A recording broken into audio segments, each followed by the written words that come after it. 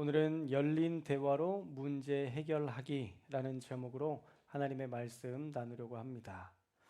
우리는 대화법에 대해서 제대로 배운 적이 없습니다. 소리 크게 내는 사람이 이기는 것으로만 우리가 전통적으로 배웠는데 사실 아니죠. 큰 소리 내는 사람이 무조건 이기는 것은 아닙니다. 소리 큰 사람이 아니라 사실은 마음을 울리는 사람의 말이 더 크게 들리고 그 사람이 이기는 대화를 하는 것입니다. 오늘 말씀을 통해서는 우리가 어떻게 열린 대화를 하고 또 문제를 해결할 수 있는지에 대한 답도 얻을 수 있는 저와 여러분들이 되었으면 좋겠습니다. 자, 오늘 말씀은요, 세바의 반역을 제압하라는 다윗의 명령을 받았던 아마사는 요압과 인사를 나눌 때에 방심하다 그의 손에 죽게 되었고, 요압은 그 기세를 몰아서 세바의 반역을 제압하고 이스라엘의 군대 장관으로 등극하는 그런 내용이 오늘 말씀에 나옵니다. 먼저 13절 말씀에 보시면요, 요압이 아마사를 죽인 후에 아무 일도 없었다는 듯이 비그리의 아들 세바 반역자를 뒤쫓는 것을 보면 요압이 계획적으로 그를 죽였다는 것이 확실해집니다. 그리고 반역자 세바는 14절과 15절 말씀에 보면 아벨 벤 마아가 베림 지역에서 사람을 모았고 무리들이 그를 따랐다라고 말합니다. 그런데 원문에 보면 그들을 따랐다라는 말에 조금 더 내용이 첨가되어 있는데 그들이 천하게 여김을 받았고 그를 따랐다라고 원어는 기록되어 있습니다. 그런데 개역개정 말씀은 그를 따르더라라고만 해석하고 있는데요. 천히 여김을 받았다는 것을 해석해야 된다면 아마 세바를 따르던 사람들이 그렇게 존경받지 못했던 사람들이 아니었을까 추측할 수 있습니다. 왜냐하면 20장 1절 말씀에 보면요, 세바에 대해서 설명할 때 불량배 하나가 라고 얘기해서 나옵니다. 불량배 하나가, 마침 거기에 불량배 하나가 있는데 그의 이름은 세바인데 라고 되어 있습니다. 그러니까 그가 불량배였다고 한다면 그를 따르던 무리들도 어쩌면 이렇게 천하게 여김받는 무리였을 수 있겠다. 그래서 이 원어에는 이 내용들이 추가되어 있던 것으로 추측해 볼 수 있습니다. 자, 그리고 15절은 세바와 요압이 대치하는 장면으로 묘사되어 있는데요. 반역자들은 아벨로 가서 세바를 지도자로 세웠고 요압은 군사들을 이끌고 와서 아벨의 성벽을 쳐서 허물기 시작합니다. 이제 하려고 한 것이 아니라 이미 성벽을 헐기 시작했다라고 보시는 게 맞는데, 그때에 이 아벨성이 무너질 것 같은 그 위기의 때에 지혜로운 한 여인이 등장합니다. 우리 16절의 말씀을 함께 읽겠습니다. 16절 말씀 시작. 그 성읍에서 지혜로운 여인 한 사람이 외쳐 이르되 들을지어다 청하건대 너희는 요압에게 이르기를 이리로 가까이 오라. 내가 아멘. 이 이름도 없이 등장하는 이 여인은 지혜로운 사람이었다라고 설명하고 있는데요. 이 아벨 성에서도 대표자라고 이야기할 만큼 이 지도자급으로 있었던 여인으로 우리가 추측해 볼 수 있습니다. 왜냐하면 각 성마다 장로의 역할을 했던 사람들이 분명히 있었을 텐데 그 장로들을 제쳐두고 여인이 앞으로 나올 수 있었다는 것은 이 여인이 그 마을과 그 성 안에서 제법 지혜로운 사람이었고 또 말에 능한 자, 협상에 능통했던 사람이라고 인정받기 때문이었을 것입니다. 그래서 18절에 보면요, 이 여인은 과거 아벨 성의 영광에 대해서 먼저 이야기하면서 요압과 대화로 문제를 풀어가자는 그런 제안을 하게 됩니다.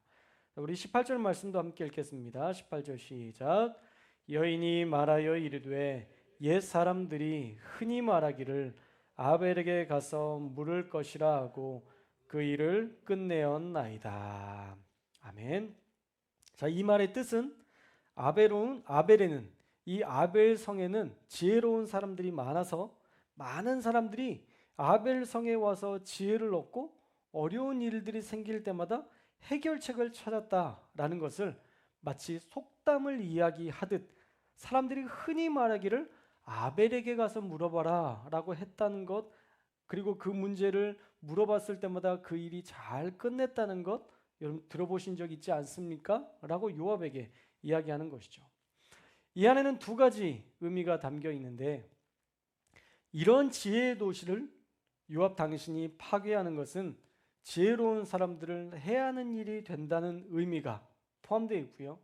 또 하나는 이 성에 사는 사람들은 다 지혜로운 사람들이니까 요압 당신이 가지고 있는 그 문제를 지혜롭게 해결할 수 있을 것이라는 그 두 가지 의도를 담아서 우리 대화로 함께 문제를 풀어가자, 그런 의미가 이 안에 담겨 있는 것이죠. 그리고 19절에서는 아벨 성이 어떤 곳인지에 대해서 설명하는데요. 화평, 충성, 여기는 어미와 같은 성이다 라고 강조합니다. 자, 우리 19절도 읽겠습니다. 19절 시작. 나는 이스라엘의 화평하고 충성된 자 중 하나이거늘 당신이 이스라엘 가운데 어머니 같은 성을 멸하고자 하시는도다. 어찌하여. 아멘. 자, 이 지혜로운 여인은 나는이라고 표현하고 있지만 이 나는은 아벨성을 대표하는 겁니다. 그리고 이 도시의 상징은 화평이라고 얘기합니다. 자, 여러분 요압이 지금 뭐 하러 왔어요? 죽이러 왔잖아요. 전쟁하러 왔잖아요. 물론 세바를 죽이려고 하는 거지만 아벨성에서 보호하면 아벨성도 전투를 통해서 죽일 수 있을까요? 없을까요? 있죠. 당연히 세바를 보호한다고 하면 이 아벨성 자체가 반역의 성이 될 수 있기 때문에 모두를 죽이러 온 겁니다. 그런데 이 여인은 이 성은 화평의 도시다, 화평이 우리 도시의 상징이다 라고 이야기하는 것을 통해서 우리는 전쟁을 좋아하지 않고 우리는 당신과 싸울 마음이 없다라는 것을 강하게 요압에게 피력하고 있는 것입니다. 또 두 번째로는 화평 말고 그 다음에 뭐라고 되어 있어요? 충성이라고 되어 있죠. 충성된 자라고 말하는데 이 충성은 누구를 향한 충성을 이야기할까요? 당연히 다윗이겠죠. 다윗에 대한 충성스러움을 강조하는 것입니다. 그래서 지금 이 반역하는 사람들과 우리는 상관없다. 우리는 다윗 왕에게 충성스러운 사람이다 라는 것을 강조하고 있는 것이죠. 그러니 당신이 우리와 전쟁할 이유는 없다라는 것을 다시 한번 설명하는 것입니다. 그러면서 어머니와 같은 성이라고 또 얘기하죠. 이 헌신적인 사랑과 우리는 위로가 넘치는 도시다라는 의미를 담아 강조하면서 어쩌면 당신이 만약 아벨성을 공격해서 죽인다면 어미를 죽이는 것과 같은 일을 하는 것이라고 지금 상징적인 상징성을 부여하고 있는 것입니다. 그리고 마지막으로는 율법을 들어서 우리의 성을 파괴해서는 안 된다라는 것을 강조하죠. 당신이 여호와의 기업을 삼키고자 하시나이까 라는 말은 아브라함과 이삭과 야곱에게 주신 언약의 근거에서 여호와께서 이스라엘에게 주신 영원한 기업, 이 땅을 당신이 전쟁으로 빼앗아서는 안 됩니다. 이것은 이무적으로 옮기거나 빼앗거나 파괴할 수 없다는 것 알고 있지 않습니까? 라고 이 언약을 통한 율법을 통해서 당신이 전쟁에 하지 말아야 되는 것에 대해서 다시 한번 설명하고 있는 것입니다. 그러니까 이 지혜로운 여인의 말발에 웬만한 남자들은 아마 대꾸도 하지 못했을 것입니다. 그래서 지금 요압도요, 이 여인의 말에 고개를 끄덕끄덕하고 수긍하면서 이렇게 얘기합니다. 자, 우리 20절의 말씀도 읽겠습니다. 20절 시작. 요압이 대답하여 이르되 결단코 그렇지 아니하다. 결단코 그렇지 아니하다. 삼키거나 멸하거나 하려 함이 아니니. 아멘.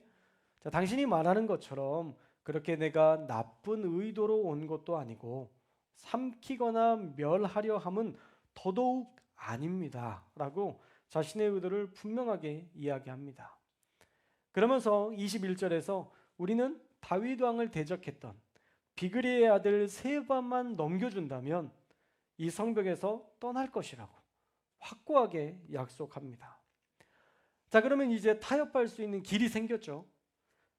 사실 이런 이야기를 주고받지 않으면 결국에는 타협할 수가 없습니다. 아벨성은 굳건히 닫혀 있고 누가 와 있는지도 모르는 상태에서 이 아벨은 공격당하는 것 같으니까 같이 공격하기 시작했다면 아군끼리의 전쟁이 됐을 거예요. 그러나 대화를 하면서 문을 열었더니 그 대화를 통해서 무엇을 원하고 있는지를 알게 되었고, 이 아벨성에 사는 사람들도 무엇을 해주면 해결책을 얻을 수 있는지에 대해서 너무 분명하게 발견할 수 있었던 것이죠. 자, 이야기해 보니까 요압의 목적은 파괴하려는 것이 아니라 이 전쟁을 통해서 모든 전리품을 가지고 가려고 공격하기 위함이 아니라 딱 한 사람, 반역자 세바만 넘겨주면 모든 문제가 해결될 수 있다는 이 해결점을 이 지혜로운 여인과의 대화 속에서 발견할 수 있었던 것이죠. 자, 그래서 그거면 좋다. 우리가 세바의 머리를 당신에게 넘겨주겠다라고 약속하고 22절에서는 그 여인이 성안 사람들에게 이야기하고 성안 사람들이 세바의 머리를 베어 요압에게 던져주니까 그 일들은 아무것도 없는 일처럼 다 끝이 나고 아벨성은 전생에서 벗어날 수 있었고 요압도 반역을 저지하고 당당하게 예루살렘으로 돌아갈 수 있는 기회를 얻게 되었습니다. 여러분, 열린 대화 하나만으로도 아무 전쟁 없이 이 문제가 해결된 것이죠. 전쟁으로 아군끼리의 손실을 잃을 필요도 없었고 또 아군과 아군 사이의 신뢰도 깨지지 않았으니 이 지혜로운 여인과의 협상 테이블은 아주 성공적이었고 요압도 이번 세바의 반역이 그리고 그 전쟁이 나쁘지만은 않았습니다. 큰 노력이 없이도 세바를 죽이고 반역을 저지할 수 있었기 때문이고요. 또 하마터면 군대 장관 자리를 잃어버릴 뻔한 그런 자리였었는데 다시 기회를 얻을 수 있었기 때문에 요압의 입장에서도 소득이 나쁘지 않았습니다. 그래서 여러분 23절 말씀에 보시면요, 다윗은 결국 요압을 이스라엘의 온 군대의 지휘관으로 세웁니다. 그리고 그와 함께했던 이 반역 가운데, 압살롬의 반역 가운데 함께 해줬던 사람들의 이름들이 많이 등장하는데 브나야, 그렛, 블렛 사람들, 이들은 지휘관급으로 세웠고 사독과 아비아달, 여러분 기억하시죠? 그들은 제사장으로서의 그 사역을 다시 복직시켰고 야일 사람 이라, 야일 사람 이라는 이게 아니라 야일 사람 이라라는 사람은 다윗의 대신으로 세워줍니다. 어려울 때 함께 해준 사람들을 높여준 내용이 마지막에 기록되어 있습니다. 자, 오늘 말씀에서 우리가 얻을 수 있는 열린 대화의 비결은요, 첫째로 상대방의 이야기를 들을 때 대화가 통할 수 있다는 겁니다. 사랑하는 여러분, 이야기를 잘 들어주시는 저와 여러분들 되시기를 주님의 이름으로 축원합니다. 여러분, 누구에게나 통하는 기적의 대화법이라는 책을 읽어보면요, 그 안에 세 가지를 주의하라 라고 얘기하는데 필요한 것 같아요. 어떤 것을 주의하라 라고 얘기하냐면 첫째, 고정관념을 탈피하라 라고 얘기합니다. 고정관념을 탈피하라. 우리가 누군가와 이야기를 하면서 우리는 그 사람에 대해서 어떤 고정관념을 가져요. 저 사람은 이야기해도 말이 안 통하는 사람. 그러면 대화를 하고 싶어요? 안 하고 싶어요? 그럼 안 하고 싶죠. 그런데 우리가 가지고 있는 그런 고정관념들이 꽤 많아요. 그래서 우리가 대화조차 시도하지 않고 하지 마. 해봤자 안 돼. 자녀든 남편이든 아내든 우리 나름에 어떤 그런 고정관념을 가질 때가 있습니다. 그런데 그 고정관념이 기적의 대화법을 만들지 못하는 걸림돌이 된다는 거예요. 어떤 사람에 대한 기대치가 없으면 대화를 시도하지 않는 것처럼, 기대치가 없다는 것은 그 사람에 대한 고정관념이 이미 우리 마음 가운데 자리 잡은 거죠. 그러나 그 고정관념을 버리지 않으면요, 어떤 대화도 긍정적인 대화로 진행될 수 없습니다. 여러분, 만약 요압에 대한 고정관념을 가지고 지혜로운 여인이 대화를 시도하지 않았다면 요압 아마사 죽인 사람이야, 우리랑 대화할 사람이 아니라 저 사람은 칼 쓰기를 좋아하는 사람이야, 무슨 대화가 돼 라고 포기해버렸다면 아벨성은 처참하게 무너졌을 겁니다. 그런데 그 고정관념을 깨고 대화를 시도했더니 아무 일도 없는 것처럼 한 사람만 넘겨주니까 해결되는 그러한 시간들을 우리가 보았던 것처럼, 우리가 누군가에 대해서 말이 안 통하는 사람이라고 끝낼 것이 아니라 우리가 그 사람에게 이야기를 걸어보는, 한마디라도 해보는 그런 일들을 통해서 그 고정관념을 깨므로 인해서 대화의 장을 여는 그 시작이 필요하다라는 것입니다. 둘째로는요, 침묵은 금이 아니라는 거예요. 할렐루야. 여러분, 침묵이 금이에요? 어떤 면에서는 그렇습니다. 아무 말도 하지 않는 것이 어떤 면에서는 금일 수 있지만 모든 것을 침묵할 것이 아니라 서로 대화를 통해 내가 상대방에게 친절한 사람이라는 것을 나타내는 그런 대화들을 계속 시도해야 되는 것입니다. 의도적인 친절을 만들려는 것이 아니라 상대방에게 편안함을 줄 때 상대 역시도 무장해제되고 대화의 장에 나설 수 있기 때문이죠. 그래서 아무 말도 하지 않는 것이 대화를 이끌어내는 좋은 기회가 만들어지는 것이 아니라 사실은 이야기를 해보는 것, 한마디라도 던지는 것, 그리고 내가 너에게 있어서 난 친절한 사람이야, 난 너한테 정말 친절하기를 원해 라고 진심으로 다가가면, 여러분 이렇게 진심으로 다가가면요, 하물며 강아지도 그 마음을 알아요. 여러분 TV에 보면 유기견들 있잖아요. 막 너무 학대당해가지고 사람이 이렇게 손만 대다 아이 아이 이러면서 막 그 비명 소리를 내는 강아지들 있잖아요. 근데 나중에 그 강아지를 진짜 사랑해주는 그런 주인이 나타나면 어떻게 돼요? 막 꼬리치면서 막 밝아지는 것들을 우리가 보게 되잖아요. 여러분, 침묵은 금이 아니라 우리의 친절함을 계속 나타내는 것, 이것이 정말 더 좋은 대화를 이끌어 나가는 그런 기회를 얻을 수 있다는 것, 여러분 꼭 기억하셔서 침묵이 아닌 친절함을 계속적으로 나타내는 저와 여러분들이 되었으면 좋겠습니다. 세 번째로는요, 진심이 담긴 칭찬을 우리가 아끼지 말아야 돼요. 여러분, 칭찬하면 여러분의 계좌에서 10만 원씩 빠져나가나요? 아니죠. 제가 칭찬한다고 해서 제 계좌에서 돈이 빠져나간 적이 한 번도 없어요. 만약에 여러분 칭찬했는데 계좌에서 10만 원씩 빠져나가시면 저한테 얘기하십시오. 제가 보내드릴게요. 안 나갈 거니까. 절대 안 나가요. 칭찬한다고 해서 계좌에서 돈이 빠져나가는 일은 없습니다. 여러분의 인생에서 손해를 보는 일도 없어요. 근데 왜 칭찬을 안 하세요? 칭찬은 우리 인생을 더 윤활하게 만드는 너무 좋은 도구인데 여러분 왜 칭찬을 하지 않고 안 좋은 것만 계속 보고 계세요? 누구한테 얘기하는 거예요? 네, 저한테 얘기하는 거예요. 여러분 막 주눅 들지 마세요. 저한테 얘기하는 거니까. 왜 못 보는 거야? 좋은 게 많은데. 여러분 우리가 그렇다니까요. 좋은 것을 볼 수 있는 눈이 있음에도 불구하고 사실 좋은 걸 너무 많이 누리고 있음에도 불구하고 우리는 그걸 볼 마음의 여유가 없어요. 여러분 우리 교회만 해도요, 우리 교회 정말 좋은 교회입니다. 할렐루야. 여러분 제가 다른 교회 여기저기 다 다녀봐도요, 우리 교회 같은 교회가 없어요. 누가 목사님한테 물 2개 줍니까? 여러분 어떤 교회도 물 2개 놓은 교회가 없어요. 할렐루야. 우리 교회뿐인 줄로 믿습니다. 여러분 이것 하나가 별거 아닌 것 같지만 이거를 감사하고 칭찬하니까 여러분 어떠세요? 기분 좋아지잖아요. 별것 아닌 것들을 여러분 계속 칭찬하셔야 돼요. 그래야 우리의 삶이 윤활해지고 그것을 통해서 누군가와 더 좋은 관계를 유지할 수 있습니다. 저도 살다 보니까 저를 많이 칭찬해 주는 사람들과 가까이 지내요.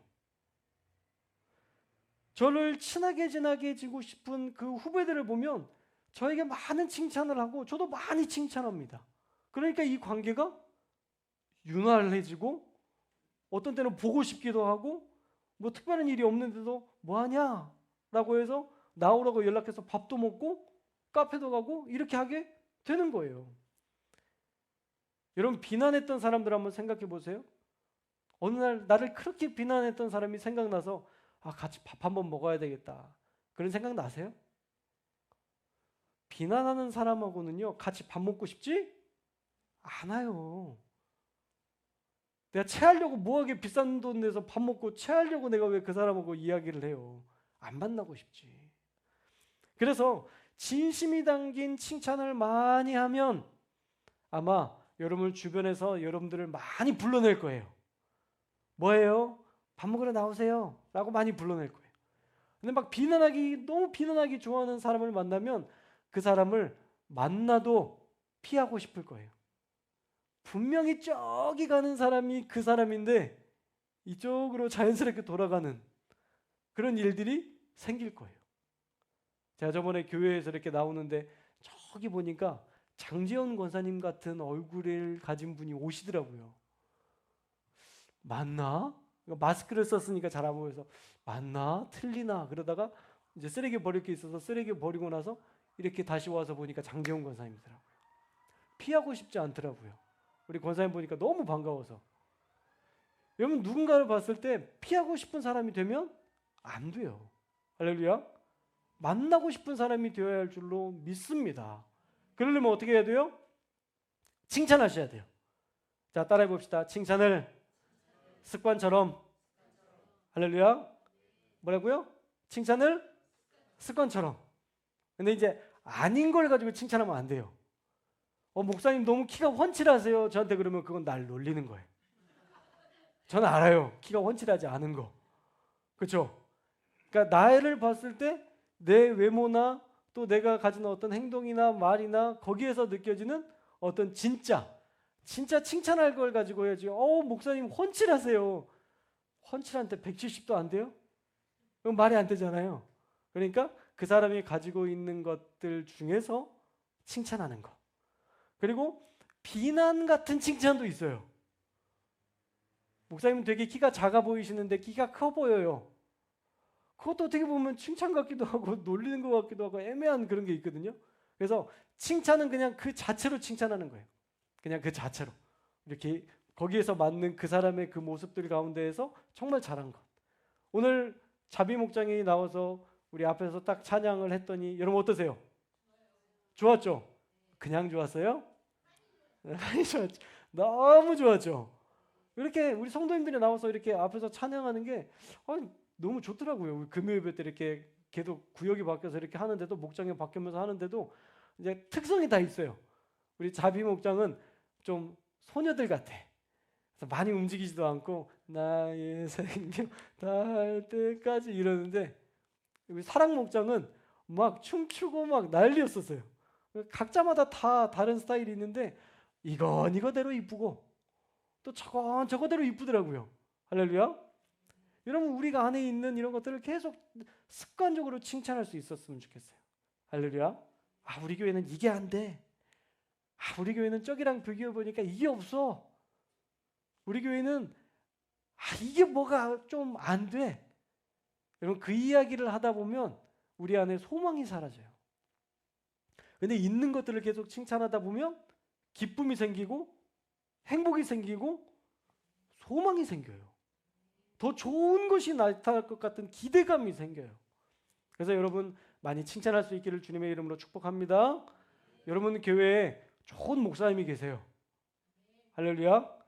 제 얘기도 있지만 또 우리 원로 목사님의 이야기이기도 합니다. 할렐루야. 좋은 사모님들이 계세요. 할렐루야. 좋은 권사님들이 계시고 좋은 우리 집사님들이 계시고 또 좋은 성도들 청년들이 있습니다. 할렐루야. 이렇게 예배에 나와서 이렇게 악기 이렇게 봉사하는 애들이 누가 있어요, 사실. 요즘 시대에.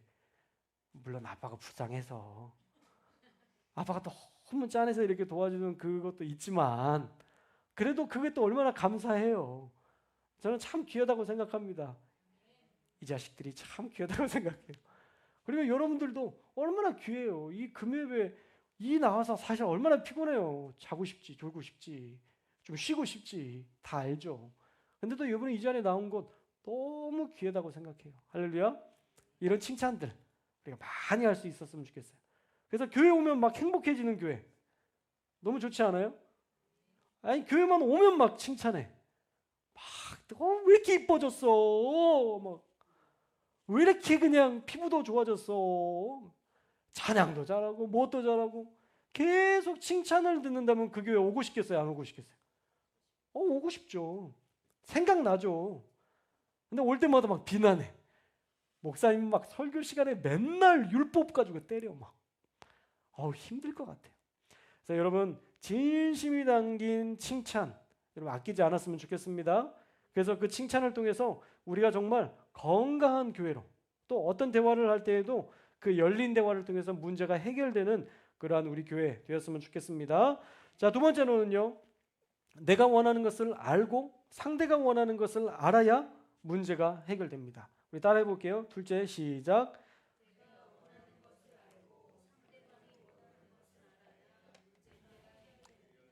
이게 진짜 중요한 거예요.